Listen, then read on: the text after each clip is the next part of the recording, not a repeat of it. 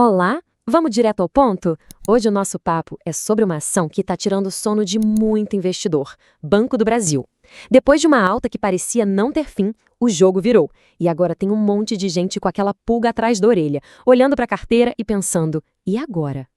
E o motivo dessa dor de cabeça toda está bem aí, neste número. Só neste ano, a ação do Banco do Brasil, a BBAS3, já amarga uma queda de mais de 11%. Não é qualquer coisinha, né? É uma baixa que com certeza bota um ponto de interrogação gigante na cabeça de qualquer um. Então, a nossa missão aqui hoje é exatamente essa. A gente vai fundo para entender o que está puxando a cotação do banco para baixo. Mas, ao mesmo tempo, vamos explorar os argumentos de quem olha para essa queda e, em vez de pânico, enxerga uma oportunidade. Será? Ok, vamos começar pelo lado mais, digamos, pessimista da história. Porque não dá para ignorar.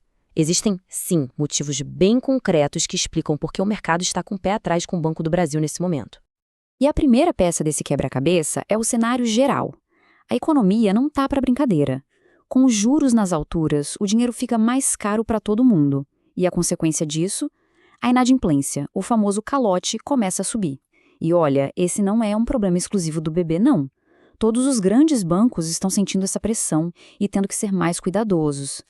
E aqui a coisa fica mais específica para o Banco do Brasil. O agronegócio, que sempre foi a grande fortaleza do banco, está passando por um momento bem delicado. Problema de clima, preço de commodity caindo, tudo isso afeta a saúde financeira do setor. E como o BB é o gigante do agro, quando o setor tosse, o banco pega uma gripe forte. O que era um superpoder virou, pelo menos por agora, um ponto de vulnerabilidade. E claro que essa desconfiança toda aparece nos números do mercado, né? As grandes casas de análise, como a XP e a Genial, já estão projetando um lucro bem menor. E o tal do ROI, que é o termômetro da rentabilidade do banco, bom, ele está apontando para uma temperatura bem mais baixa.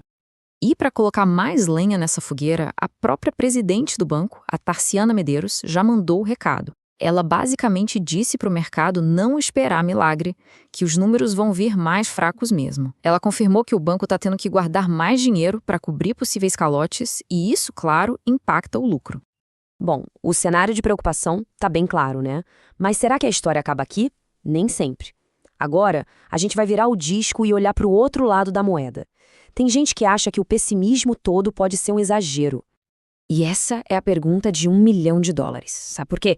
Porque às vezes o mercado bate tanto, mas tanto numa ação, que o preço dela já reflete o pior cenário do mundo. E aí, se a realidade for só ruim, em vez de apocalíptica, o espaço para uma recuperação pode ser enorme. E a turma do copo meio cheio usa um argumento forte. A gente já viu esse filme antes. O que o Banco do Brasil está passando hoje não é novidade. Outros gigantes, como Bradesco e Santander, já estiveram exatamente nesse mesmo buraco. Calote subindo, lucro caindo e o mercado punindo as ações sem dó nem piedade. E olha só esse exemplo. Depois de apanhar muito do mercado, a ação do Bradesco disparou mais de 70% em pouco tempo. O que isso mostra? Que, ironicamente, o ponto de maior pessimismo no setor bancário pode ser, na verdade, um baita ponto de entrada. Então, a lógica é a seguinte: essa fase ruim não é o fim da linha, mas sim uma arrumação da casa. O banco está sendo forçado a ser mais criterioso, a organizar os processos. É um remédio amargo? Com certeza, mas que, historicamente, prepara os bancos para um ciclo de crescimento ainda mais forte lá na frente. Muito bem, a gente já colocou os dois lados na balança e o negócio já parece complexo. Mas calma, que ainda tem uma última carta nesse baralho. Um verdadeiro coringa que pode mudar todo o jogo para o Banco do Brasil. E essa carta tem nome, a tal da Bomba dos Correios. É uma história antiga que voltou à tona. Existe uma possibilidade, ainda que incerta, de o Banco do Brasil ter que pagar uma conta bilionária de um problema lá dos Correios, e isso, claro, joga uma nuvem de incerteza sobre o banco. E a gente não está falando de troco. A conta pode chegar a 20 bilhões de reais. É uma quantia absurda, que, se for confirmada, colocaria uma pressão gigantesca nas finanças do banco. Mas vale reforçar, por enquanto, é só especulação. Ninguém sabe se essa conta vai chegar de fato. E é aqui que a gente termina. De um lado, temos um banco gigante, super sólido, passando por uma fase ruim, que no passado foi o prelúdio de grandes recuperações. Do outro lado, uma economia que não ajuda e essa bomba relógio bilionária. A resposta sobre qual lado da balança pesa mais é o que vai definir o futuro dessa ação. A análise está na mesa, agora a reflexão é com cada um. Olá, sejam bem-vindos a mais uma análise aprofundada aqui no nosso espaço. Hoje o foco é uma das ações mais movimentadas e debatidas da Bolsa Brasileira recentemente, Banco do Brasil, o BBAS3. Muitos investidores acompanharam uma trajetória de alta expressiva, mas foram surpreendidos por uma queda bastante acentuada neste ano de 2025. Para nos guiar, a gente tem como base uma análise detalhada, sabe? Apresentada em vídeo, ela esmiuça bem o cenário atual, as preocupações que rondam o banco e também as possíveis reviravoltas no horizonte. Nossa missão aqui é entender as forças que estão pressionando o BBAS3, né? E o que o futuro pode reservar, tentando separar assim, o ruído pessimista das oportunidades reais que podem estar surgindo. E vamos direto ao ponto que tem tirado o sono de muitos acionistas, essa queda acumulada que já ultrapassa os 11% nas ações do Banco do Brasil, só em 2025. É bastante coisa. Depois de um período de forte valorização, essa inversão de tendência pegou muita gente de calças curtas. O que está por trás disso, hein? Ok, vamos começar a desempacotar essa história. A análise que a gente viu aponta que não se trata de um problema isolado do Banco do Brasil, né? Tem um contexto maior pressionando o setor, certo? Exato. É fundamental entender isso. O ambiente macroeconômico geral tem sido, assim, bastante desafiador para os grandes bancos brasileiros como um todo. A gente está falando de uma taxa de juros que, apesar de eventuais cortes, ainda está em patamares elevados, historicamente falando. Isso encarece o crédito, né? Sim, claro. E somado a isso, tem um nível de inadimplência que também subiu e continua elevado em diversas carteiras. Esse cenário força todo mundo, todos os bancos, a serem mais cautelosos na hora de emprestar dinheiro. Isso, naturalmente, desacelera o crescimento das carteiras de crédito. É tipo um freio de mão puxado em todo o sistema, sabe?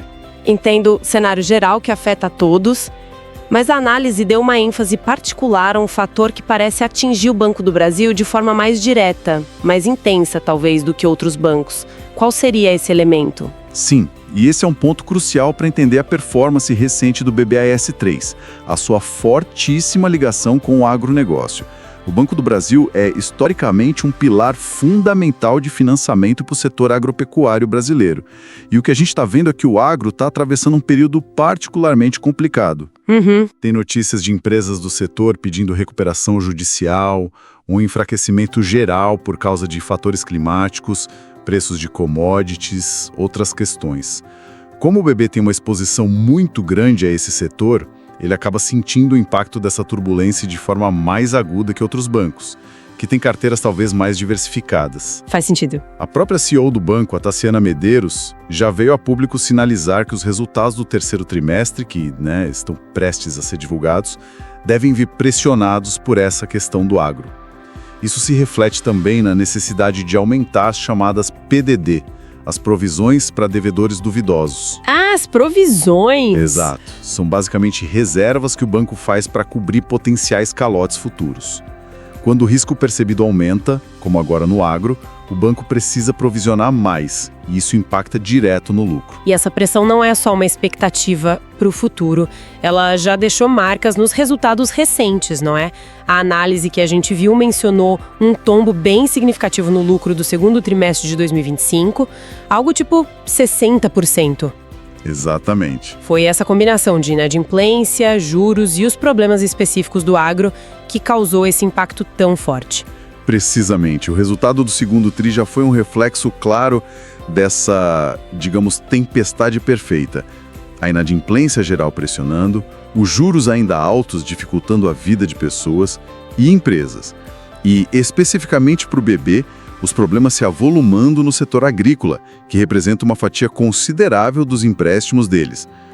Essa combinação levou a essa queda expressiva no lucro reportado naquele período. Entendi. E as projeções para o terceiro trimestre, que devem sair logo, continuam nessa linha de cautela, sabe? Refletem a expectativa de que essa pressão ainda não diminuiu completamente. A XP Investimentos, por exemplo, que é uma das casas de análise que a fonte acompanha, projeta um lucro líquido de 3,5 bilhões de reais.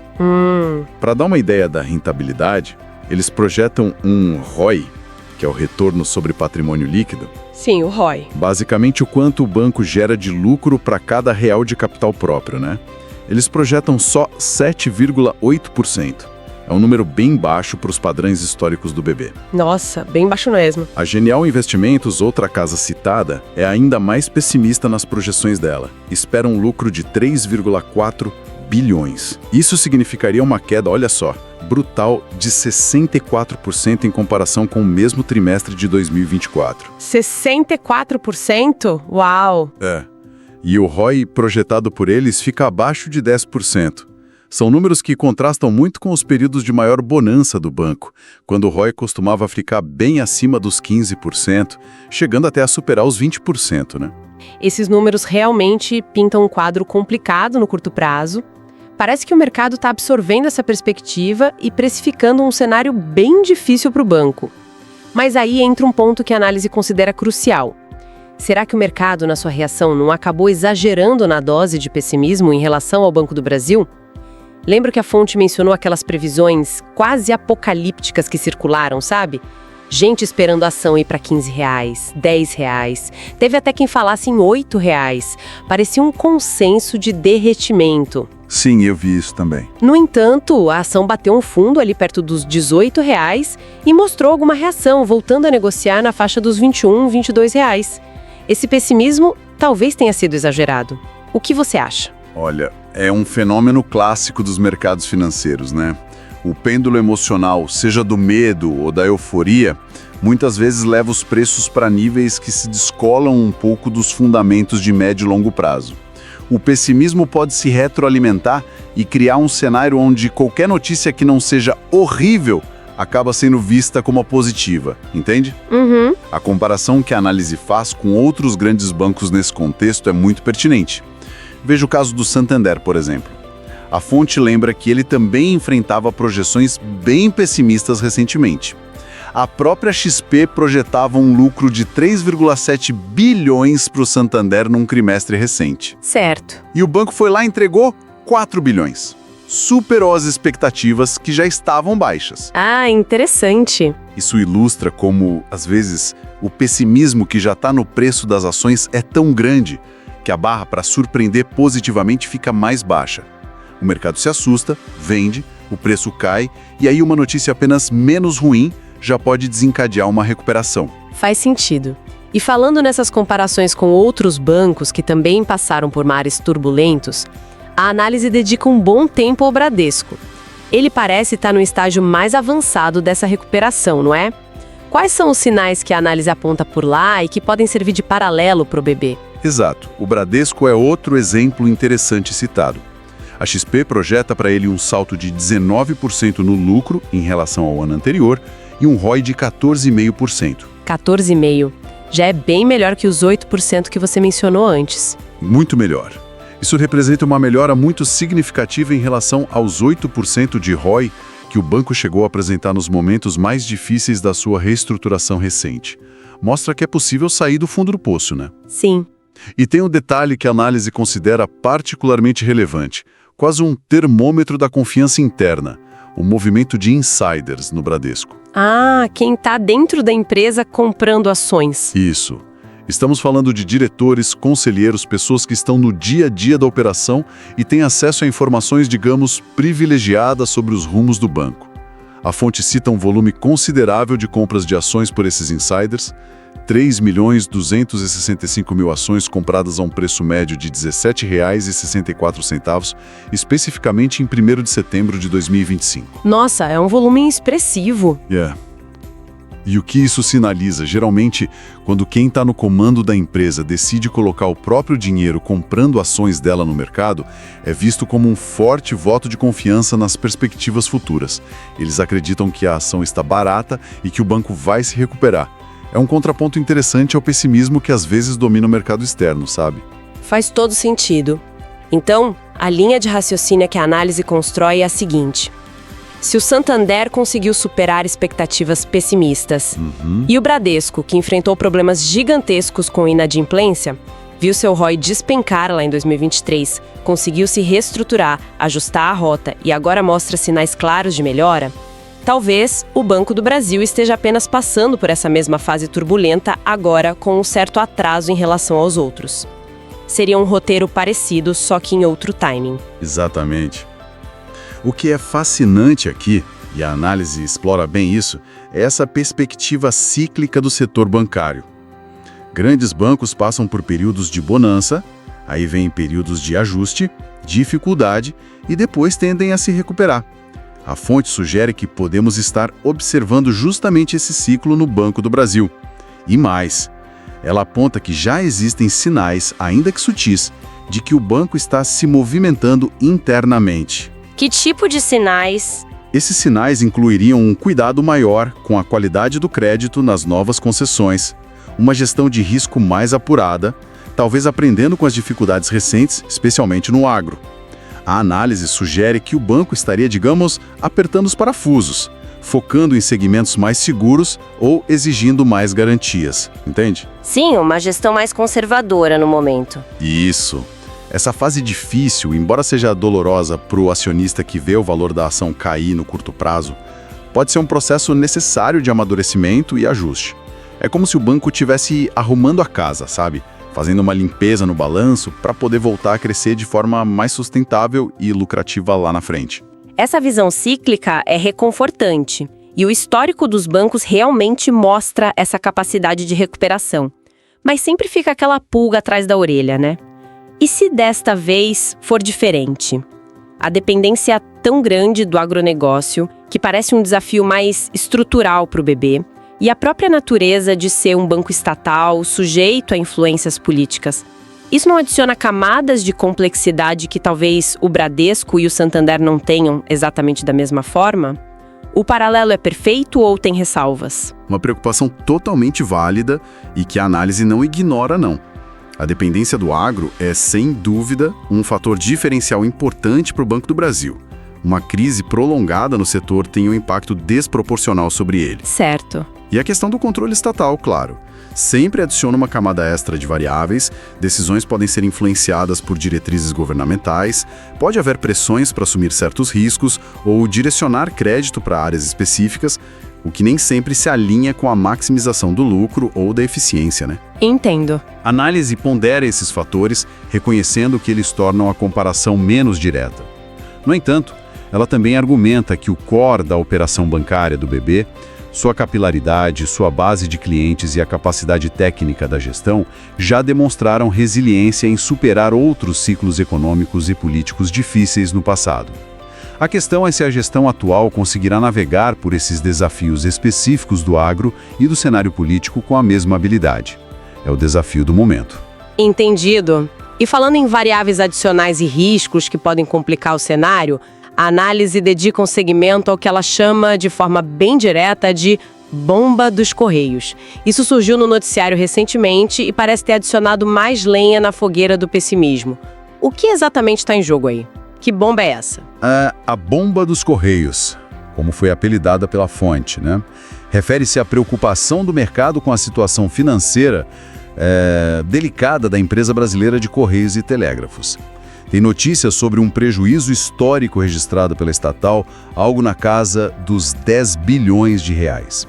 É muito dinheiro. 10 bilhões? Nossa! Pois é.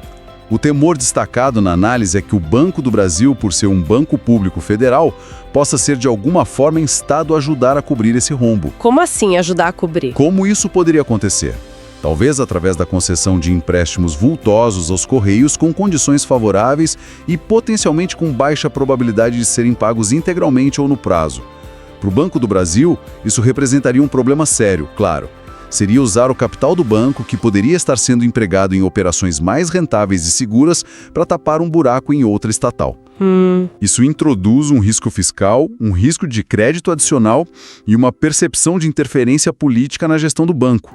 São fatores que o mercado financeiro costuma penalizar bastante. Mas é importante frisar, e a própria análise faz essa ressalva, que, por enquanto, isso está muito mais no campo da notícia, da especulação, do que de um fato concreto, certo? Sim, fundamental. Não existe, até onde a gente sabe, nenhuma confirmação oficial de que esse empréstimo vai mesmo ocorrer, nem em que termo seria, nem qual o impacto real que teria no balanço do Banco do Brasil. É mais uma nuvem de incerteza pairando sobre a ação. Precisamente, é fundamental separar o joio do trigo aqui. No momento, é um fator de risco, uma possibilidade que está sendo discutida e que pesa na avaliação dos investidores, mas não é um evento consumado. A divulgação oficial dos resultados do banco, marcada para 12 de novembro, é aguardada com expectativa, pois pode trazer ou não alguma clareza sobre esse assunto ou outros que preocupam o mercado. Certo, tem que esperar para ver. Exato. No entanto, mesmo sendo ainda uma especulação, não podemos subestimar o impacto disso. No mercado financeiro, a percepção de risco muitas vezes move os preços tanto quanto os fatos concretos, né? Verdade. Uma notícia como essa, mesmo sem confirmação, aumenta a incerteza, eleva a percepção de risco associada à ação e justifica aos olhos de muitos investidores uma postura mais cautelosa ou até mesmo a venda das ações. Ela contribui para o sentimento negativo geral. Então, tentando juntar todas essas peças que a análise nos trouxe, o que a gente tem é um quadro bastante complexo e multifacetado. De um lado, um banco gigante, sistemicamente importante, mas que está claramente enfrentando ventos contrários fortes, tanto do cenário macroeconômico quanto, e principalmente, da crise no agronegócio. Isso se reflete nas projeções cautelosas dos analistas para o resultado do terceiro TRI. Sim. Por outro lado, a análise sugere que pode haver um exagero nesse pessimismo todo, que o mercado pode ter precificado um cenário pior do que o que talvez se concretize. Aponta para sinais internos de que o banco está se ajustando, aprendendo com os problemas, e usa o exemplo da recuperação de outros bancos como o Santander e Bradesco como um possível caminho a ser seguido. E, para completar, temos essa sombra da questão dos Correios, adicionando uma dose extra de drama e incerteza. A fonte até observa um detalhe interessante. Enquanto muitos investidores estão vendendo BBAS3, talvez assustados com as notícias, há também quem esteja comprando agora, enxergando justamente nessa janela de pessimismo uma oportunidade. Se a gente conectar isso ao quadro geral, a grande pergunta que a análise deixa para quem investe refletir é justamente esta. Estamos diante de uma turbulência passageira, um soluço dentro de um ciclo maior que pode, na verdade, representar uma oportunidade de compra a preços descontados para quem tem paciência e visão de longo prazo? Algo parecido com o que aconteceu com o Bradesco, né? Que estava em baixa e depois se valorizou bastante. Ou será que os desafios atuais, especialmente a forte dependência do agro e o risco potencial vindo dos Correios, indicam um problema mais estrutural, mais profundo, que pode levar mais tempo e exigir mais esforço para ser superado? É o dilema. É o dilema entre oportunidade cíclica e risco estrutural. Exatamente. Recapitulando então essa exploração baseada na análise, revisitamos a queda recente das ações do Banco do Brasil, entendendo que ela foi influenciada por um coquetel de fatores, juros altos, inadimplência elevada no sistema, Isso. mas com um peso crucial da crise no setor do agronegócio, onde o banco tem uma exposição muito relevante. Contrastamos as projeções cautelosas dos analistas para os próximos resultados com a possibilidade de um pessimismo exagerado por parte do mercado, traçando paralelos com a recuperação que vimos em outros grandes bancos, como Santander e Bradesco, que também enfrentaram seus perrengues, né? Pontuamos também os sinais mencionados na análise de que o Banco do Brasil estaria buscando se reestruturar internamente, especialmente na gestão de risco de crédito para novas operações, numa tentativa de fortalecer suas defesas. E claro, abordamos o fator de risco adicional, representado pela situação financeira delicada dos Correios e a possibilidade, ainda incerta e não confirmada, de um impacto negativo no banco. A questão central que permanece em aberto é: essa fase ruim para o Banco do Brasil é uma tempestade passageira, parte natural de um ciclo econômico e setorial, ou ela sinaliza um problema mais estrutural e duradouro que pode comprometer a rentabilidade futura de forma mais persistente? Fica a dúvida no ar. Exato. E para que cada um possa continuar essa reflexão, levando em conta tudo que a gente discutiu aqui com base na análise da fonte, deixamos uma provocação final. Considerando esse histórico de recuperação cíclica que grandes bancos frequentemente demonstram após períodos de estresse financeiro e setorial, e levando em conta os sinais de reestruturação interna mencionados, qual seria aquele indicador-chave, talvez a velocidade de melhora na qualidade da carteira de crédito do agro, um número específico do balanço, como o índice de cobertura das provisões, a evolução do ROE trimestre a trimestre, ou até mesmo um sinal claro de resolução positiva ou negativa da questão envolvendo os Correios, que um observador mais atento deveria monitorar de perto para tentar identificar um possível ponto de virada para o Banco do Brasil, talvez antes que o consenso de mercado perceba essa mudança. Boa pergunta para se pensar.